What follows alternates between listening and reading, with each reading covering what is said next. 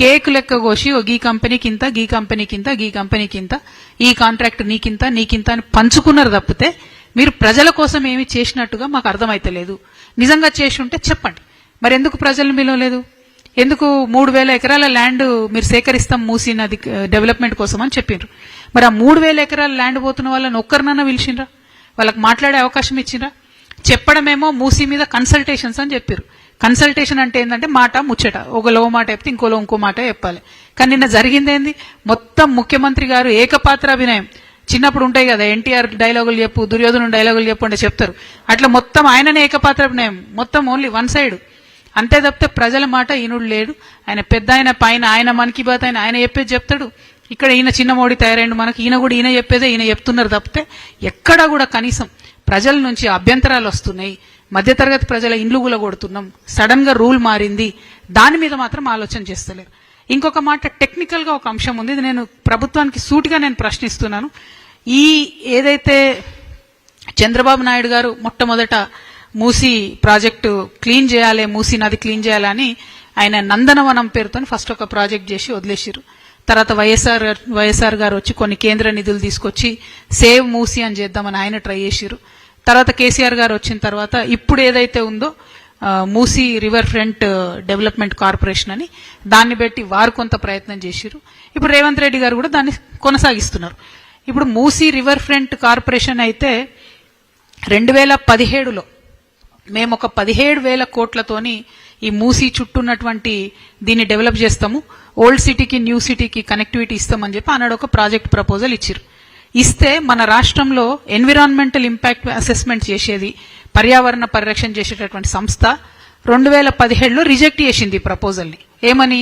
మీరు 30 లక్షల ఎస్ఎఫ్టీ కడతామంటున్నారు, 30 లక్షల స్క్వేర్ ఫీట్లు మూసీ రివర్ బెడ్ మీద కడితే ఇబ్బంది అవుతుంది, కాబట్టి మీరు దీనికి సంబంధించి ఏదైనా కేంద్రంలో ఇంకో సంస్థ ఉంటుంది వాళ్ళ దగ్గరికి పోండి అని బీఆర్ఎస్ ప్రభుత్వం ఉన్నప్పుడే ఎన్విరాన్మెంటల్ అసెస్మెంట్ వాళ్ళు దీన్ని రిజెక్ట్ చేయడం జరిగింది.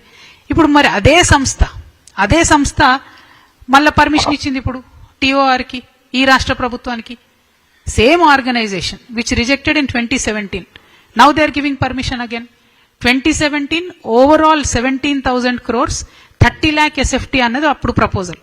ఇప్పుడు ఓన్లీ ఫేజ్ 1లో 18 లక్షల ఎస్ఎఫ్టీ అని, ఇప్పుడు 18 లక్షల స్క్వేర్ మీటర్లు డెవలప్ చేస్తామని ఇప్పుడు ప్రపోజల్ ఒక ఫేజ్ 1లోనే. మరి ఇప్పుడు ఎట్లా ఇచ్చారు పర్మిషన్ టీఓఆర్కి? అప్పుడు ఎట్లా రిజెక్ట్ చేసిండ్రు? మరి ఏం జరిగింది? ఈ జాదు మంతర్ ఏంది? ఈ గ్రాఫిక్స్ తోని చేస్తున్న మాయాజాలం ఏంది? అమరావతిలోనేమో ఇడ్లీ ప్లేట్లు పెట్టినట్టున్నారు అప్పుడు గ్రాఫిక్స్ తోని. ఇక్కడ మన సీఎం గారేమో ఇడ్లీలు పెట్టిరు నిన్న. మొత్తం అది గ్రాఫిక్స్ ప్రెజెంటేషన్, ఆ బొమ్మ అంతా చూస్తే ఏం లేదు, ఇడ్లీలు ఉన్నాయి, 2-3 ముగ్గులు ఉన్నాయి, అంతకు మించి అందులో ఉన్నదేం లేదు.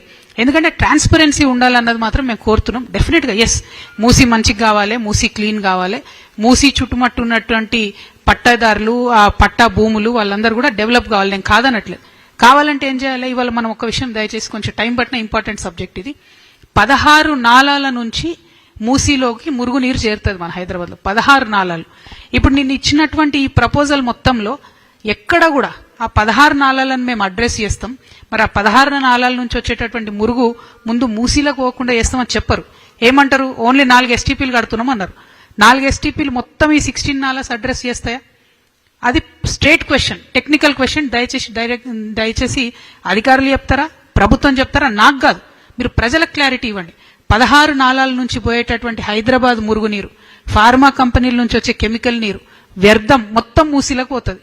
మీరు దాన్ని క్లీన్ చేయకుండా ఎన్ని వేల కోట్లు పెట్టి ఏం డెవలప్మెంట్ చేసినా కూడా ఏం లాభం ఉంటుంది? ఫస్ట్ పాయింట్ అది. సెకండ్ పాయింట్, మీరు మల్లన్న సాగర్ నుంచి గోదావరి నీళ్లు తీసుకొచ్చి మూసీని ప్రక్షాళన చేస్తాం, మంచి చేస్తాం అన్నారు.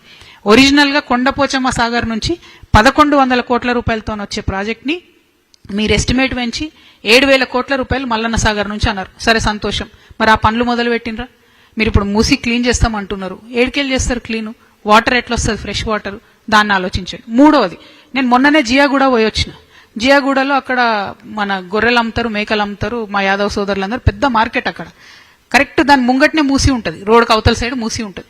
అక్కడనే అన్ని కట్ చేస్తుంటారు గొర్రెలు, తీసుకొని డైరెక్ట్ గా వ్యర్థాలలో పడేస్తుంటారు. ఎందుకంటే ఫెసిలిటీ లేదు, స్లాటర్ హౌస్ లేదు. వాళ్ళ తప్పు కాదు, వాళ్ళు అమ్ముకునేటోళ్ళు, వాళ్ళ పాపం ఒక గొర్రెను కొనుక్కొని బతికేటోళ్ళు, అమ్ముకొని బతికేటోళ్ళు, వాళ్ళ తప్పు కాదు. స్లాటర్ హౌస్ లేదు. నా రిక్వెస్ట్ ప్రభుత్వంతో, మీరు ఇన్ని వేల కోట్లు పెడుతుండ్రు కదా, టోటల్ మూసి చుట్టూ మీరు జిహెచ్ఎంసీ వాళ్ళ స్టాఫ్ నంబర్ పెంచండి, క్లీన్ చేపియండి. రోజు ఆ వ్యర్థాలు మూసి